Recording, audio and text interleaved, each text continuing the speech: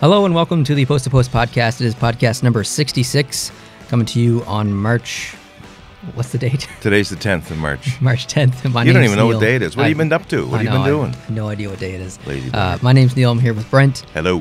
This is the first time that I've filmed after my injury, so I apologize if I'm a little out of shape as far as production here. I hurt myself Tuesday morning at work. I slipped on ice and I broke my ankle in 3 different places and dislocated it. So I was in the hospital all day Tuesday and half of Wednesday. I had a 4-hour surgery, and I'll go through the entire story on the second channel, on our second channel, More Post to Post. I'll tell the whole thing with pictures and tell you what my experience was like and the ups and the downs and everything. So if you are interested in hearing that story and seeing what my recovery is going to be like over the next couple of months to a year, head on over and subscribe to the second channel and you can hear about that. Mm-hmm. But, with that said, I missed hockey on Tuesday and mostly hockey on Wednesday, and then I started to get back into hockey on Thursday, Friday, and definitely yesterday. So still lots to talk about, and pretty excited. There's some good hockey on last night. Oh, wow. Really? What was your favorite game from last night? My favorite game, I made some notes about all that I saw. I thought the St. Louis-San Jose game was really good. It was really good. There was a lot on the line in that game. So if I had to pick a particular game for the entirety of the game, that was good. There were some other games that were good for short periods of time. Mm-hmm. Ottawa-Boston was good in the last 5 minutes. Yeah.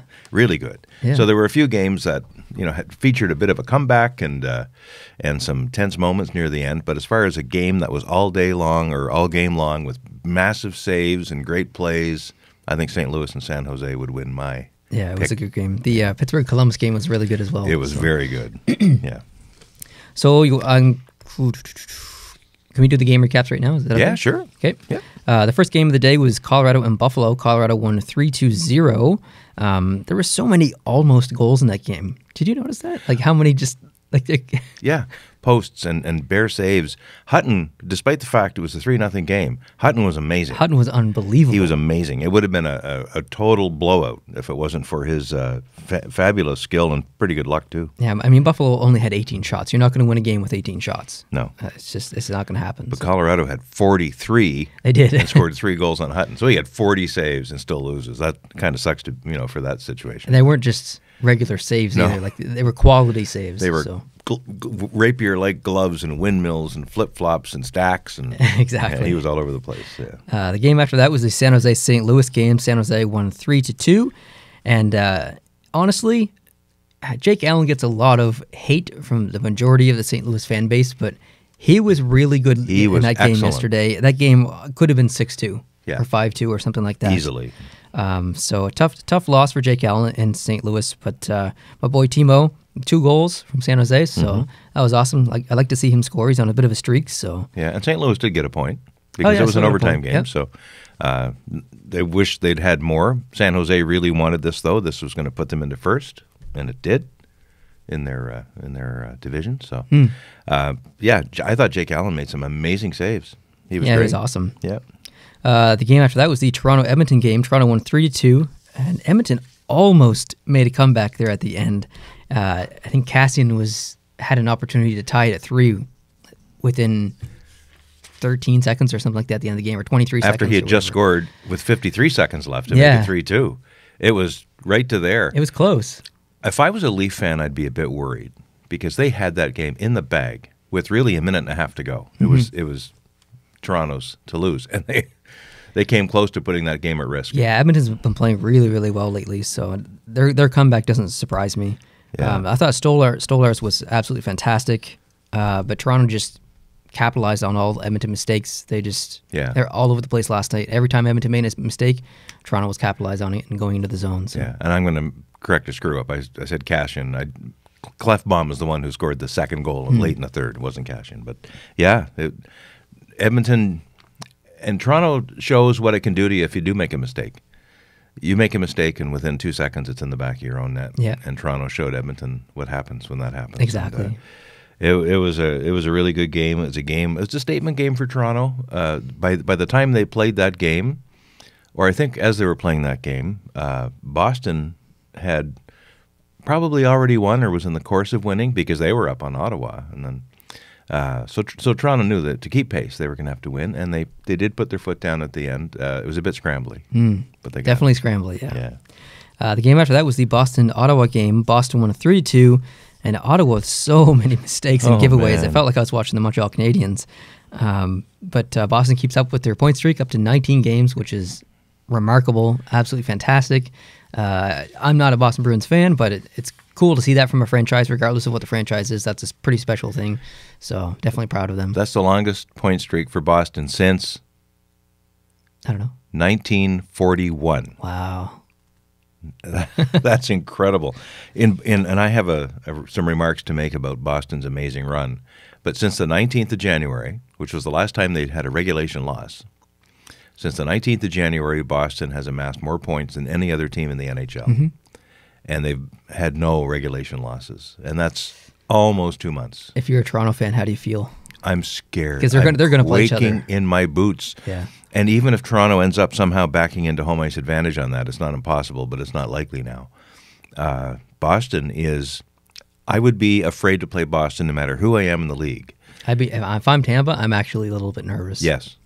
If I was Tampa, I'd be nervous about the second round. Yeah. Because either Boston's going to face me, and they're good, or a team that's going to face me beat Boston, which means they're even better. Exactly. And that's a frightening prospect for Tampa Bay, who really has a clear pathway to the finals, unless... I mean, this is assuming Tampa gets by the first round. Maybe they get upset. It's happened before. You never know. So. You never know. Yeah. But that was an incredible... It is still ongoing, an incredible run for Boston. And it was so close. Ottawa... The third goal for Boston was scored in the last minute of play. It wasn't an empty net or a goalie pulled or 6-on-5 situation. It wasn't a power play. It was a regular 5-on-5 goal. Krejci, I think, was the scorer. And Ottawa was that close to even salvaging a point, and no.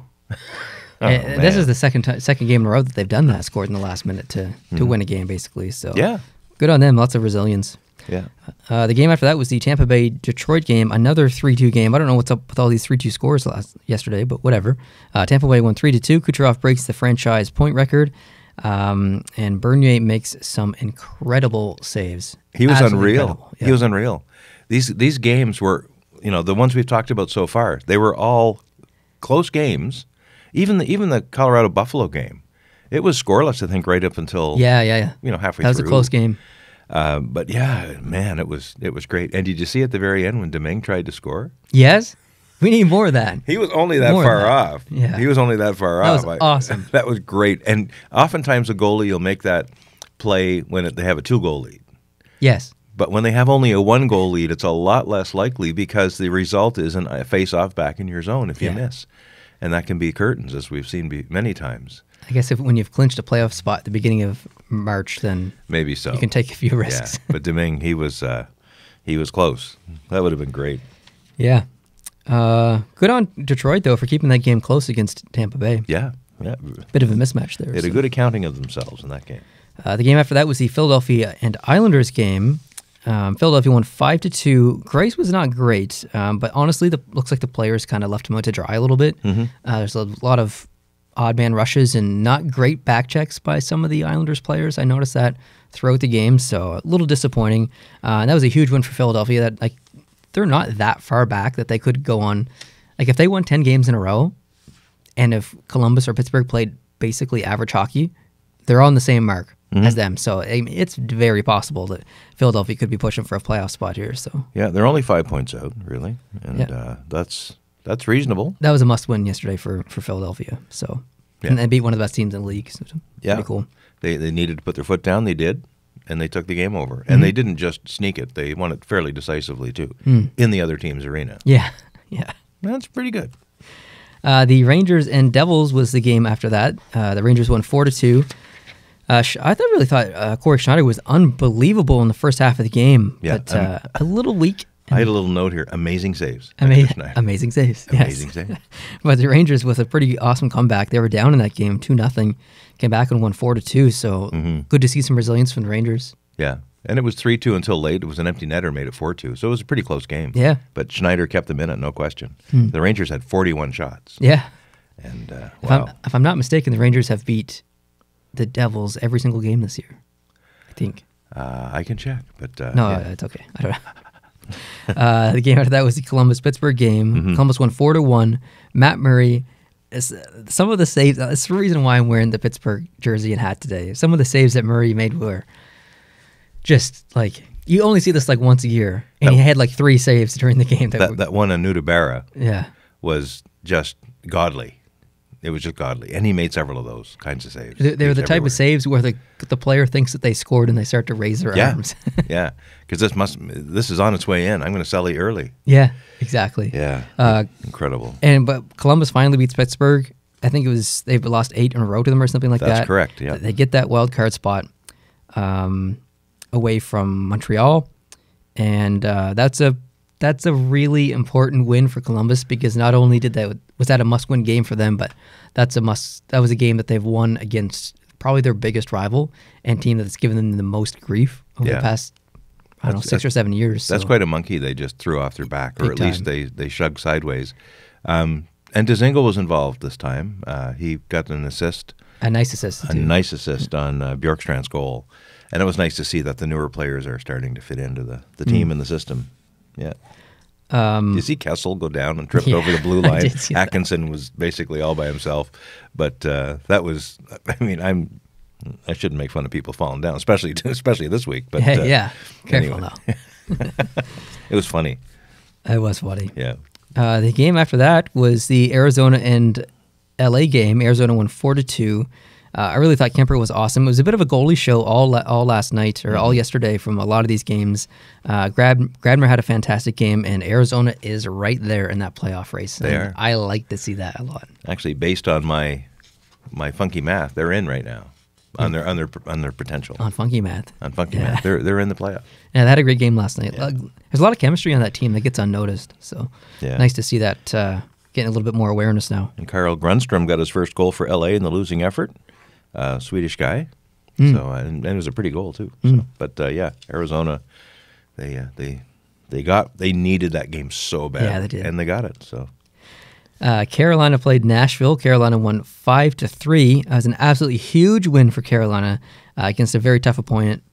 And not only did they win, they got 52% in the faceoff circle, which you might think, well, that's just basically average. Nashville is one of the best faceoff teams, and so deep up the middle, to out-face off them in a game is a serious accomplishment, I think, from Carolina. So I was really impressed by that, and it's a good game. Sebastian Aho was great. A lot of the Carolina players were great, so it's a good game. It was good. Did you see the fairly controversial no goal and then goal, the goalie interference one, where the referees first ruled there was goaltender interference, but then there was a challenge from the other side, and the referees looked at it. I guess Toronto was on the phone too, and sure enough, while there was goaltender interference, the interfering player was actually pushed in, so it was determined not goaltender interference, therefore it's a good goal. And, how long did that process take? I don't know. I just saw clips and highlights of it, but probably at least 5 minutes, I would think, is a rule. Dang. Yeah. The second last game of the day was Chicago and Dallas. Chicago won 2-1, and it honestly could have been probably 8-1. Khudobin was absolutely unbelievable. Again, a goalie show. He left out to dry so many times on breakaways and 2-on-1s and 3-on-1s. He was the entire reason it was only 2-1. So. And all the scoring was in the first period. Yeah. For the next 2 periods, both goalies were lights out. Yeah, definitely. They were great. It was actually a pretty good game. It was, yeah. The last game was the Vegas-Vancouver game. Vegas won 6-2. Mark Stone gets his first as a Golden Knight. Just an absolute onslaught of offense by Vegas, and the Canucks defense really just couldn't handle it. That's all it comes down to. Yeah. In that game. And that was Stone's first goal as a Golden Knight, and also first game after signing his big contract. Yes. Yes. So I don't know when you want to talk about that, but no, talk about it right now. It's pretty lucrative. The average annual value of this contract is it's over $10 million, $76 million over 8 years. A lot of it's bonus, and only $28 million of the 8-year deal is salary. The other $48 million is bonuses. And that's how they work it these days. But it's $9.5 million AAV. Wow. And he, I bet he's happy.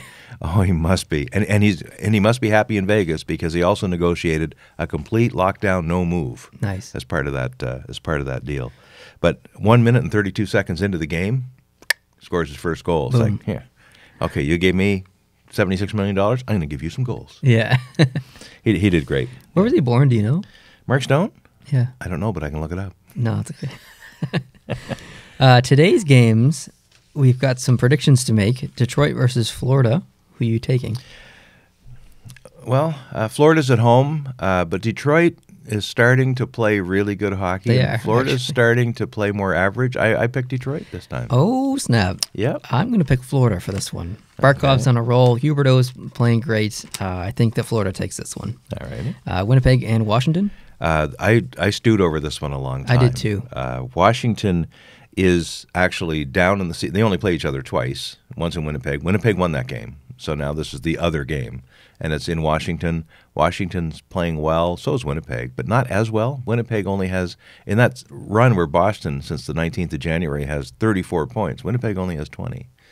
It's one of the lower performing teams that are still in the playoffs, actually. So Winnipeg's, I think, losing a little air right now. So I'm picking Washington. I'm also picking Washington. Are you? They're on a little bit of a win streak here, so Yeah. and they're Winnipeg's a very good home team, and they are not at home today. So I'm going to pick Washington. Alrighty. Boston and Pittsburgh. This is tough. They both played yesterday. Yes. So I don't know what the goalie situation is going to be. Boston would sometimes be the favorite because you've got Rask and you've got Halak. So if you are switching goalies, you're still getting a good goalie in there. Pittsburgh is Murray and DeSmith, who's also capable of a really good game. I'm picking Pittsburgh because of the home team, but it's like a 51-49 for me. So you're saying that Boston's point streak is over today? I think so. Well, I don't know if their point streak's over. Okay. They might eke out an overtime loss or something, but I think Pittsburgh wins this game. I actually have a really good feeling that Pittsburgh's going to win this game tonight. I don't know why. Because Pittsburgh has just been probably playing about average hockey recently, a little bit better than average. Yeah. But I think they're pissed after yesterday. I think they got something to prove now that they're I back think so home. too, and I don't know. I think that Pittsburgh, like my gut's telling me that Pittsburgh's going to win this game, but I'm still picking Boston. Oh, yeah. Yeah, because I am still picking Boston. I want this point streak to keep going. That's hard to say as a Canadiens fan, but Ooh, yeah. Vegas and Calgary. This is tough. This is a playoff preview game, really, because right now the way that the standings are looking, they're going to play each other in the first round. So they both have something to say here. Yeah, San Jose just recently passed Calgary to go into first. So That's right, and Calgary wants that back. Calgary had the night off. Vegas did not. So I think Calgary has the edge here. I'm picking Vegas. Ooh. I think Calgary's been playing some questionable hockey recently. I think they're on a 4-game losing streak. Vegas is on, I think, like a 6-game winning streak or something like that. It continues. Both streaks continue. Vegas wins. If Calgary wins, the season series will be even at 2-2 each. So I think it just, to me, drives into the whole parity thing that we're going to get a really well-matched series here. So that story is best told if Calgary needs to win today to make this a better story. I don't disagree, and it's going to be probably the best game of the day, in my opinion. The Boston-Pittsburgh game is probably going to be really good too, but is that on TV for us? Vegas, Calgary? Yeah, I hope probably is. It might be. Are they the? Oh no, see, Winnipeg's playing as well. So one of those two teams will be the Sunday night hometown hockey game. The other may or may not be available, but I don't know which one we'll be getting here in our part of the country. The L.A. and Anaheim game. I have Anaheim picked. I do as well. Yeah, L.A. won the first time they played, and they actually played 2 more times after this. So we were late in the game here, but they've only played once so far this season, and L.A. won that game. But I think Anaheim evens up the series for the season today. I agree. All right. Now, having said that, last week I made 8 predictions, and only 4 of them were right. So everything I just said, don't go to your nearest bookie. And how did I do? I think you did better than me, but you weren't perfect either. I don't remember. I have no idea. I don't remember who I picked. I don't even remember who played. That was a lifetime ago. Yeah. Streaks, your favorite word. For winning streaks, we've got Boston at 6, Washington at 6, Vegas at 6, and the San Jose Sharks at 4. As far as losing streaks go, Calgary's at 4, LA's at 3, and Ottawa is at 3. My players of the week. Any predictions? I always ask, and you always say, I don't know. But well, there's so many to pick from. Like I would now, if you don't count goalies as players, if you count them as goalies, in my players of the week, I pick a player and skaters. I pick a goalie. Yeah. So I have a possible choice for goalie, but As far as the skater goes, yeah, I don't know. Okay, who's your goalie? Marc-Andre Fleury. Marc-Andre Fleury is my goalie of the week. Congratulations. That's the first time I think you've got think it so. right. Holy smokes. 3 games played, 3 wins, .964 save percentage, 1 goals against average. Definitely a shout out to Grubauer and Bishop as well. They had really good weeks. Mm-hmm. As far as the skater goes, Blake Wheeler is my player of the week. 3 games played, 6 goals, 1 assist, 7 points. Excuse me, he was a +3. And definitely some shout outs to Barkov, Terry, Huberdeau, and Silverberg. They had excellent weeks as well. That's a good week. Good week, 6 goals, Yeah. 3 games. Heck yeah. Mark Stone, just back to him for a minute. It's not a player of the week category stuff, but in one of the stats I heard them talking about yesterday, although Mark Stone, up until yesterday's game, had not yet scored for Vegas, he has not, up until yesterday, was not on the ice for any goals against either. So he has no minus factors. Nice. And he probably was on the ice for a few goals in favor.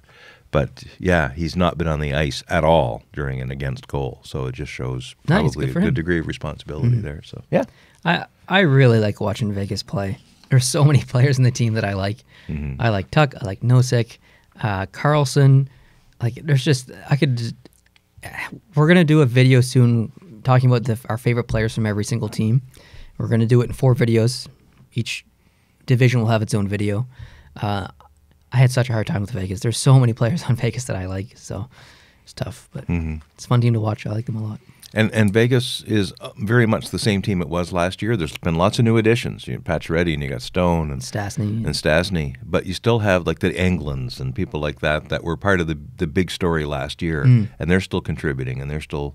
It's not just a one-year flash in the pan for these guys. They're back at it. Exactly. It's a great story. Yeah, it is. That's all I have. I didn't make a lot of notes today.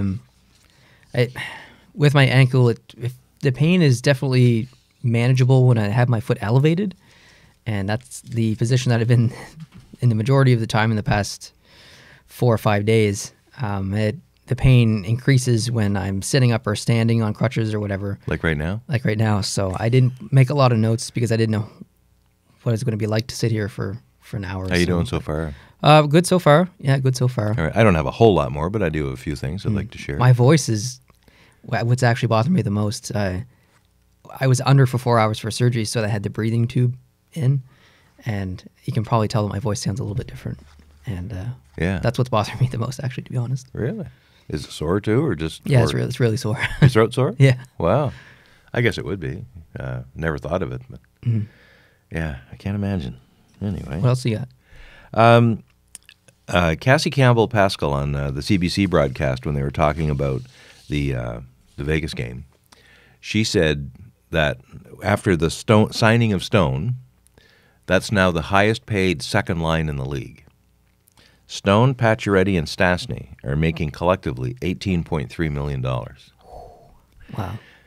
Now, they passed Pittsburgh's second line, which was Aston Reese, Malkin, and Kessel, making 17.2. So they're now second.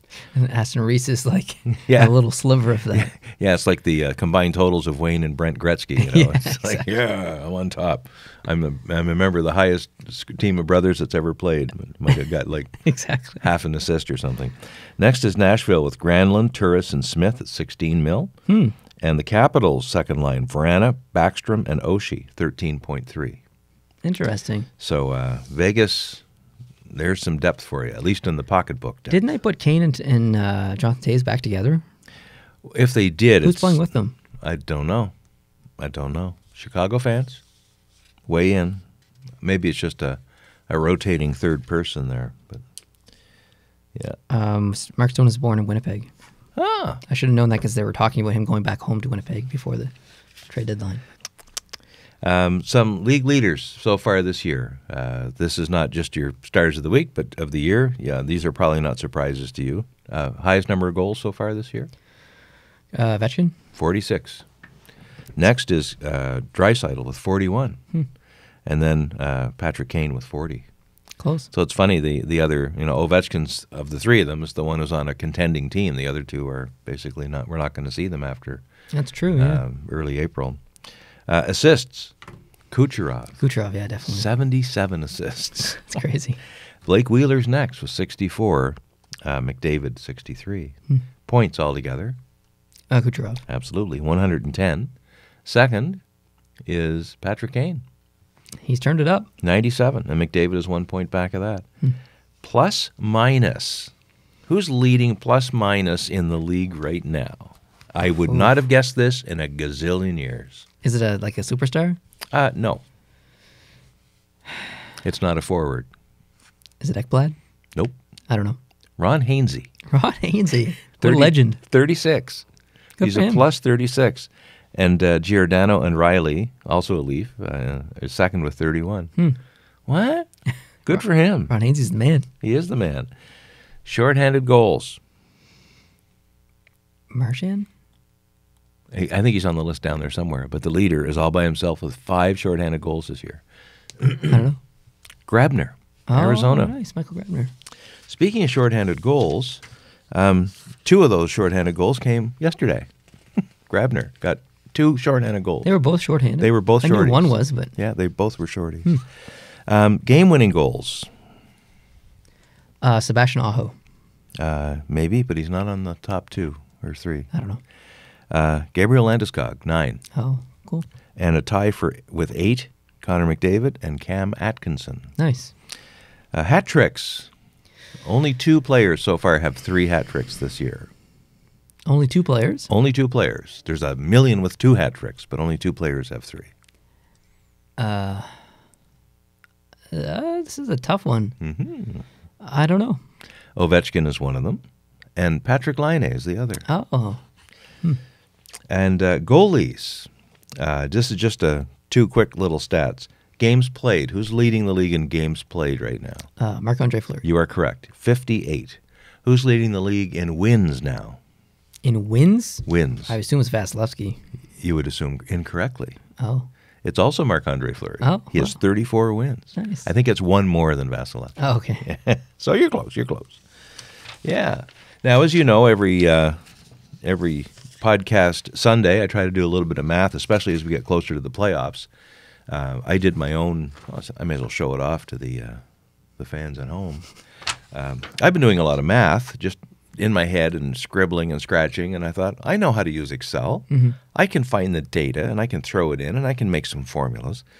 So I have basically the same kind of math, but now I just have the computer doing it for me. Exactly. I'm pretty proud of myself. The last couple of weeks, we've been talking about point potential. Every team that starts the year has a potential of 164 points if they win every game in regulation or overtime. The minimum number of points a team can get from the time they start the year is 0. If they lose every game in regulation, they would get 0 points. So where are we right now with the games that have already been played and who has points left that they can acquire that are in the can and games that they haven't played yet? The Tampa Bay Lightning still have the potential to reach 134 points.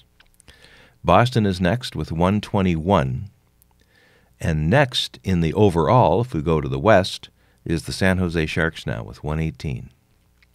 So going just by division, we got Tampa Bay and Boston. Next would be Toronto with 117, Montreal with 105, and then Florida 98, Buffalo 97, Detroit 86, and if Ottawa wins every single game they have left, they will max out at 78 points. Oh, man. That's painful. That's it tough. really is. In the Metro, Washington 115, the Islanders 113, Carolina 109, Pittsburgh 109, Columbus 107, Philadelphia 102.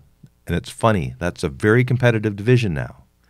And I think it was maybe as recently as 2 months ago where I would have made the statement, you probably agreed with me, but I made the statement, it's clear that both wild cards are going to come out of the Atlantic. There's no way the Metro's got enough competitiveness to be in the wild card spot. And right now, it looks like all the wild cards will be out of the Metro. Exactly, and the Atlantic is not going to make it. So it's crazy. It's really quite a turnaround for the entire division, not just any one team there. The Rangers would top out at 96. The Devils would be topping out at 85. Winnipeg in the Central is leading with a potential of 114 points. Next would be Nashville with 107, tied with St. Louis now at 107. Dallas at 103, Minnesota at 100, Colorado at 98, and Chicago at 95. And finally in the Pacific, San Jose with the 118 that I mentioned, Calgary 117. So This is an indicator as well, if we describe it a slightly different way, when teams have their future in their own hands.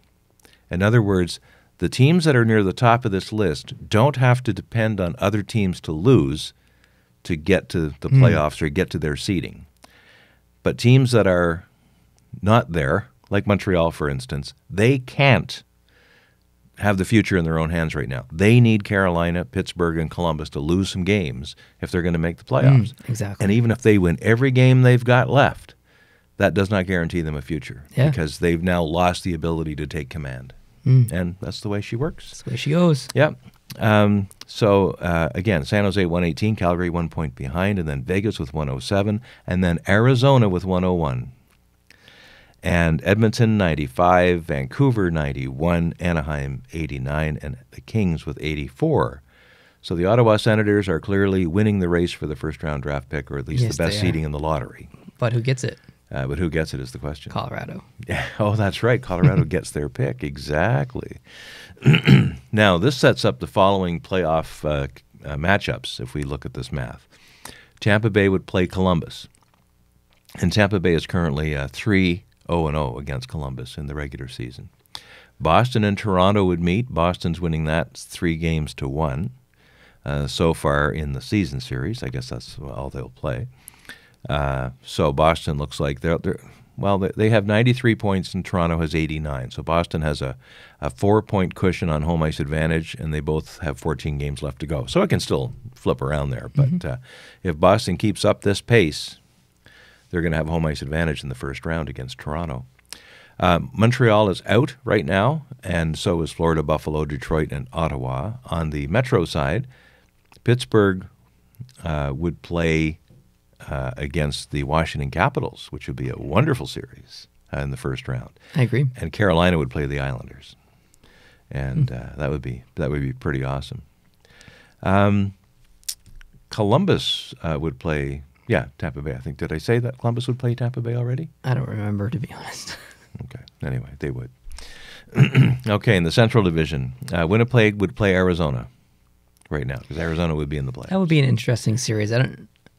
I definitely watch it, but I really like Winnipeg, but the story of Arizona going up against a big powerhouse like Winnipeg, it would be really awesome to watch Arizona do that, but at the same time, I'd kind of be cheering for Winnipeg because I want them to win, but that would be a tough series for me to watch. I'd still watch it, obviously, but it'd be great. It would be great. It'd be great. St. Louis and Nashville would play each other. Dallas would play San Jose right now. Vegas would play Calgary in a rematch of today's game. So that's where it stands. Edmonton, Vancouver, Anaheim, L.A., Minnesota, Colorado, and Chicago would be out as it stands right now. Nice. But you never know. When I don't know what the standings were like 6 weeks before the end of the season or 5 weeks before the end of the season, but being a Montreal fan, I know that in 1993, Montreal was not even in the top 5 in the league, and they weren't in the top 5 in 1986 either. They backed into the playoffs a little bit, and they had a bit of a pool shot run through, and they won. And any of the teams that are in the top 16, actually, there will be a couple of teams at the bottom of the top 16 who won't get in the playoffs just because of the imbalance in the divisions, but any team can win. Exactly, yeah. So any team can win. If you knew who was going to win ahead of time, you wouldn't bother watching, would you? Well, yeah, that's right. Yeah, it's the fun. It's the fun. Yeah. Do you have anything else? I don't. I think that's all I got for today. Okay. One thing I forgot to mention earlier was there was a bit of an incident in the UK with a guy with an eye injury. I'm not sure if you saw. Oh, yes. I didn't see it, but I read about it. I'm just remembering it now, so I don't have the name off the top of my head or anything like that, but there's a GoFundMe page set up. Basically, he's lost vision in one eye. Best case scenario, he'll be able to tell if a light is on or off in a room. But it's pretty bad. So there's a bit of a GoFundMe going on for him. If you guys would like to donate, that would be awesome. I'll link it down below in maybe a pinned comment or something like that. If I don't do it, if I forget about it or something, please remind me in the comments, and I'll find the link and I'll put it down there. So other than that, thank you guys so much for watching. I really appreciate it. As far as making videos with this injury, shouldn't be a problem I think I'll have good days and bad days as far as pain management. Today's not a bad day. Yesterday was a really good day. And I would like to release one video every single day across the 3 channels that I have, Post to Post, More Post to Post, and Canadians Try Stuff. And I already have some of the videos pre-filmed on the 2nd and 3rd channel. So if you're subscribed to all 3 channels and you like what we do, you'll probably see a video from us every single day. I don't know what channel it's going to be on, but we're still going to try and film as much as we can. We have 4 videos planned for Post to Post about our favorite players from each single team, and then we'll do it by division. So there's going to be 4 videos. I have an unboxing to do. Probably, I'd really like to film it after this podcast if you're okay, and I'll release it in a couple of days. New giveaway jersey, and then a new jersey for my collection, which will make one of my collection jerseys a giveaway jersey. So cool. Technically 2 more giveaway jerseys. So, nice. And another one on the way as well. So lots of jerseys for giveaways. There's going to be another mail time soon, I think, probably in the next 2 weeks. And yeah, that's... I do have the identity of that player over there. It's Ross Bowers is his name, and he plays for the Milton Keynes Lightning. And he got a high stick in the eye, inadvertent. It wasn't an accidental high stick, but some very serious injury in the eye there. So looks like the GoFundMe is doing very, very well and could do better too. So excellent. Yeah. Awesome. Yeah. So the link I think you said you would put down below. So yeah. So thanks guys for listening and watching. If you are not subscribed to our YouTube channel, hope you can hit the subscribe button down below. Thank you for listening on iTunes or Google Play Music, regardless of how you consume our content. I really appreciate that. Hope you're having a good day and watching lots of hockey, and we'll catch you next week. Adios.